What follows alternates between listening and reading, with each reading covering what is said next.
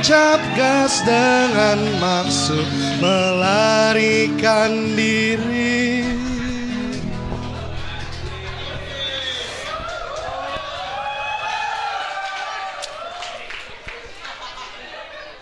Assalamualaikum warahmatullahi wabarakatuh. Hancock jualan bir ya. Aduh. Operasi Ramadhania pemberantasan minuman keras. Pulangnya di Polisland loh. Aduh. Tapi teman-teman, perkenalkan saya Brigadir Ferry. Tadi Bribtu itu 4 tahun yang lalu ya. Saya udah naik pangkat, udah jauh. Itu bukan menandakan bahwa kemakmuran atau kesuksesan, tapi menandakan pangkat naik berarti ketuaan nambah. Jadi gini, teman-teman pernah benci sama polisi, nggak suka sama polisi? Sini jujur-jujuran, yang nggak suka sama polisi. Oke, sama ya. Saya juga nggak suka sama polisi. Saya sukanya sama polwan. Tapi gini teman-teman, sebutuh atau sebenci-bencinya kalian terhadap sosok polisi, setidak suka kalian terhadap sosok polisi, tapi tetap kalian itu membutuhkan polisi dalam beberapa situasi. Kayak gini, benci tapi rindu, kayak lagu. Misalkan kemarin ada teroris di Sarinah. Tahu kan, masih ingat kejadian teroris di Sarinah? Di mana di sana ada penjahat bawa senjata, bawa bom bunuh diri, nembakin orang.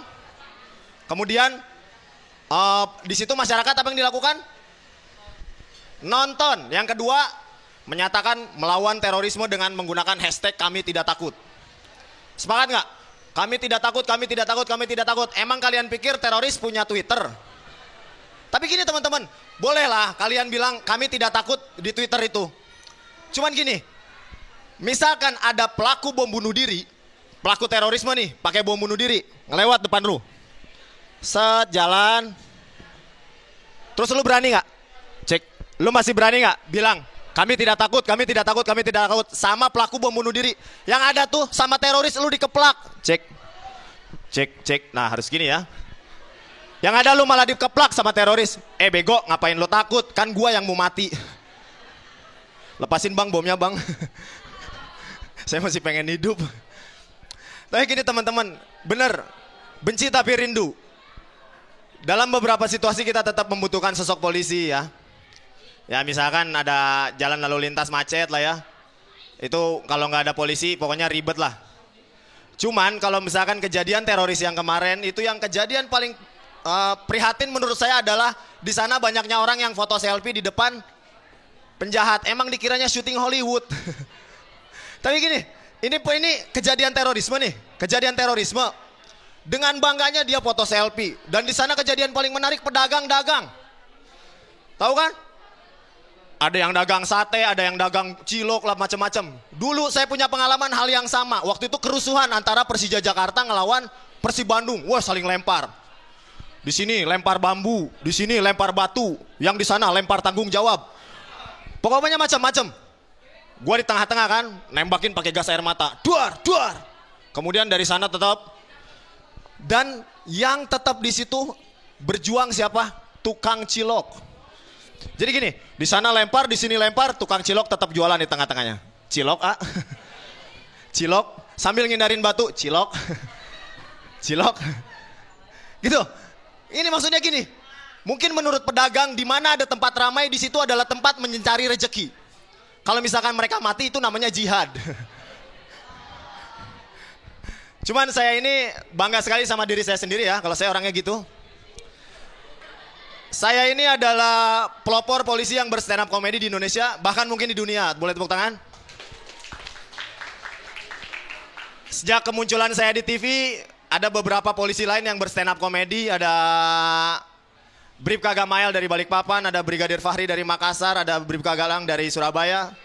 Ya sejak kemunculan mereka di TV, akhirnya gue gak pernah dipanggil TV ya. Emang. Apalagi tuh Bribka Gamail itu senior saya, atasan saya, gajinya lebih gede.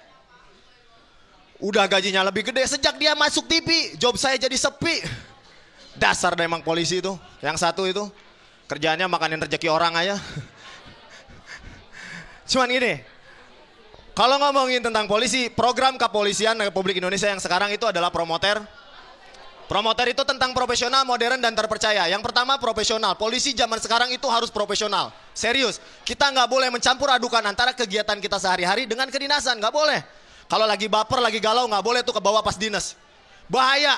Contohnya misalkan, poluan-poluan NTMC Polri, kalau lagi galau ke bawah ke kedinasan gimana? Misalkan lagi dilaporkan oleh Brigadir Ferry, atau misalnya poluan, dilaporkan oleh Bribtu Anggun, situasi arus lalu lintas Jalan Raya Puncak terpantau satu arah. Seperti cinta aku ke kamu. Mungkin bisa kejadian kayak gitu, makanya nggak boleh tuh. Gua sudah 11 tahun jadi polisi, sampai sekarang belum pernah dipanggil presenter NTMC. Mungkin karena gue dianggapnya orang yang suka bercanda. Bahaya juga kalau misalkan gue laporan. Dilaporkan dari Brigadir Ferry, situasi arus lalu lintas Jalan Raya Puncak terpantau ramai lancar. Terlihat 2 orang anggota poluan sedang melakukan pengaturan lalu lintas. Dan salah satu diantaranya curi-curi pandang kepada saya.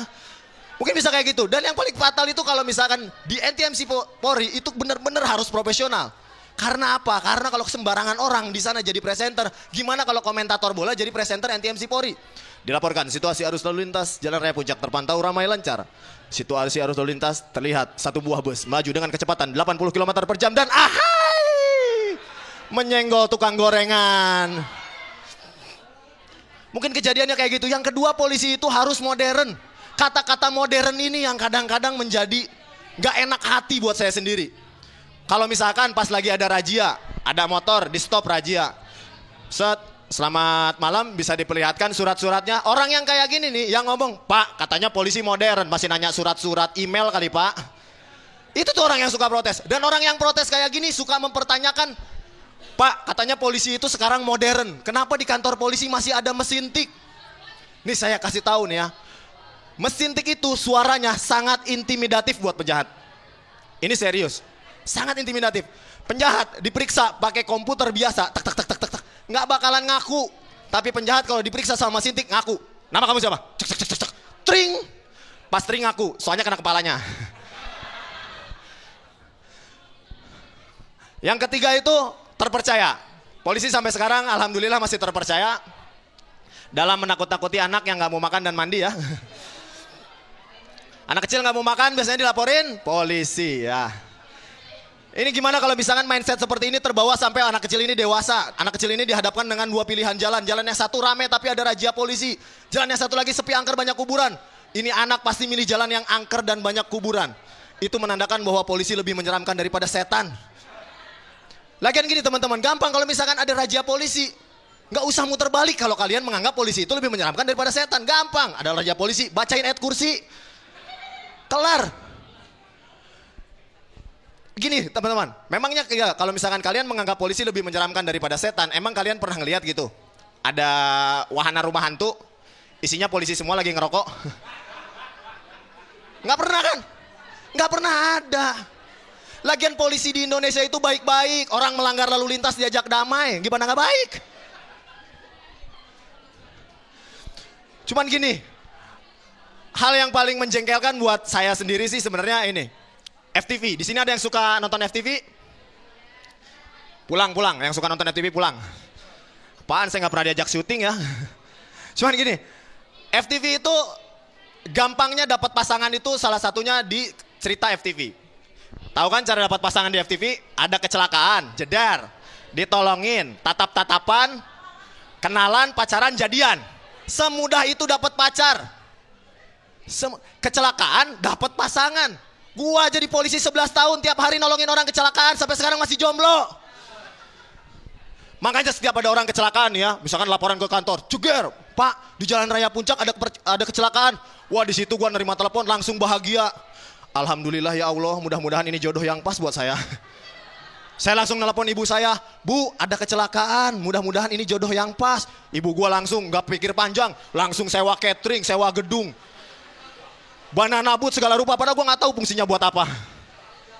Pas nyampe lokasi kecelakaan di TKP gak taunya yang kecelakaannya siapa? Bapak. Nggak gue tolongin. Malah gue bisikin, "Pak, kalau kecelakaan nelpon Basarnas." Lagian simpel gini teman-teman. Kalau misalkan kecelakaan itu mengakibatkan pernikahan, memang beberapa situasi kecelakaan memang mengakibatkan pernikahan. Kecelakaan ya. Paham? Ya, kecelakaan memang mengakibatkan pernikahan. Tetangga saya itu kecelakaan mengakibatkan pernikahan. Jadi tetangga saya kecelakaan, jedar, ditanya sama ibunya. Kamu kenapa, Dek? Aduh, Bu, saya tadi kecelakaan. Ada yang sakit nggak? Nggak kok, Bu, sakitnya di awal doang. Ada yang berdarah? Nggak ada, Bu, tadi di awal berdarah, tapi sekarang kayaknya udah telat 2 bulan. Ada benjolan nggak ada benjolan? Nggak ada mah, paling 2-3 bulan lagi jadi. Gini, konsepnya kenapa hamil di luar nikah selalu disebut kecelakaan. Hamil di luar nikah itu bukan kecelakaan, itu mah keenakan. Karena kecelakaan konsepnya adalah 2 benda keras saling bertabrakan, jeger. Bukan 1 benda keras masuk ke parkiran. Cuman film yang saya sukain itu adalah film SpongeBob SquarePants. Karena di SpongeBob SquarePants itu mengajarkan tentang pertemanan yang baik lah ya. Cuman pemerintah menganggap bahwa film SpongeBob SquarePants itu tidak mendidik. Makanya dihapuskan dari pertelevisian Indonesia. Padahal tidak mendidik dari segi apa? Emang kalian atau teman-teman di sini pernah ngeliat anak-anak STM tawuran bawa spatula? Nggak pernah kan? Atau misalkan teman-teman di sini pernah ngeliat gitu? Si Patrick sama si SpongeBob berantem yang kebawa sama anak-anak STM. Cuman kalau misalkan itu mau dihapuskan dari pertelevisian Indonesia, film SpongeBob SquarePants boleh aja. Alasannya yang pas. Bukan tidak mendidik, karena film tersebut adalah film dewasa.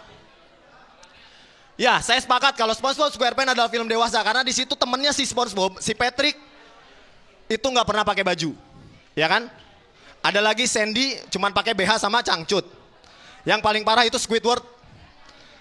Tahu kan Squidward? Dia nggak pernah pakai celana. Tapi nggak apa-apa, Squidward nggak pakai celana nggak apa-apa. Harusnya dia pakai masker karena adiknya itu ada di atas. Itu bahaya kalau misalkan ada cewek cantik ngelewat tiba-tiba Squidward langsung berdiri ngeng. Ada cewek seksi lewat Squidward bersin, haci, ceweknya langsung hamil. Sekian dari saya, assalamualaikum warahmatullahi wabarakatuh.